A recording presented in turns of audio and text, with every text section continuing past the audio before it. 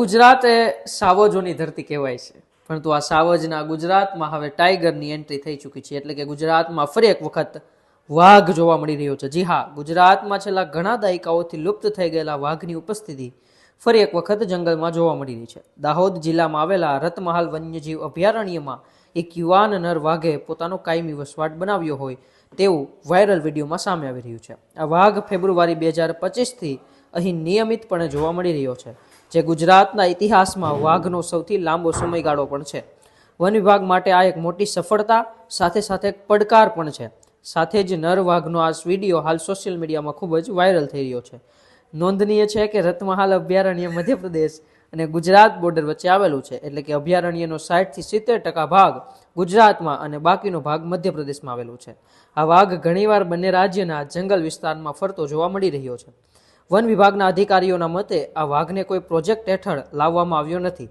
રતમહાલનું જંગલ મધ્યપ્રદેશની સરહદ પર આવેલું હોવાથી મધ્યપ્રદેશમાં વધતી વાઘની વસ્તીને કારણે આ યુવાન નર વાઘ નવા ક્ષેત્રની શોધમાં કુદરતી રીતે ભટકીને ગુજરાતની સરહદમાં પ્રવેશ્યો છે। હાલ વન વિભાગ દ્વારા સતત તેનું મોનિટરિંગ કરવામાં આવી રહ્યું છે। વર્ષ 2019માં પણ મહીસાગર જિલ્લામાં એક વાઘ જોવા મળ્યો હતો, જે મધ્યપ્રદેશના રાતાપાની અભયારણ્યમાંથી આવ્યો હતો, પરંતુ તે 20 દિવસમાં ખોરાકની અછતને કારણે મૃત્યુ પામ્યો હતો। વાઘ સામાન્ય રીતે એકલો આવતો હોય છે, જ્યારે સિંહ ફેમિલીમાં હોય છે। અત્યારે તે સર્વેલન્સ હેઠળ, જે હવે એવું લાગે છે કે આ વાઘ સેટલ થયો છે, નહીતર અગાઉ પણ આવતા અને જતા રહેતા। હાલ તેના માટે ખોરાક પાણીની વ્યવસ્થા પણ વન વિભાગ કરી રહ્યું છે। આગળ હવે ટેકનિકલ બાબતોથી પણ વન વિભાગ કામ કરવાનું છે। ડીસાના ધારાસભ્ય અને રાજ્ય સરકારના મંત્રી પ્રવીણ માણીએ કહ્યું કે રતમહાલ અભયારણ્યમાં વાઘ દેખાયો એ અલગ અલગ કેમેરામાં કેદ થયો, એની પાછળ ફોરેસ્ટ ડિપાર્ટમેન્ટ મોનિટરિંગ કરતું હતું। માણસોથી દૂર રહીને વાઘ પોતાનો ખોરાક શોધી શકે એના માટે વન વિભાગે કામગીરી કરી છે। નેશનલ ટાઈગર કન્ઝર્વેશન ઓથોરિટીને ધ્યાનમાં રાખીને તેને લગતી તમામ કામગીરી ફોરેસ્ટ ડિપાર્ટમેન્ટ કરે છે।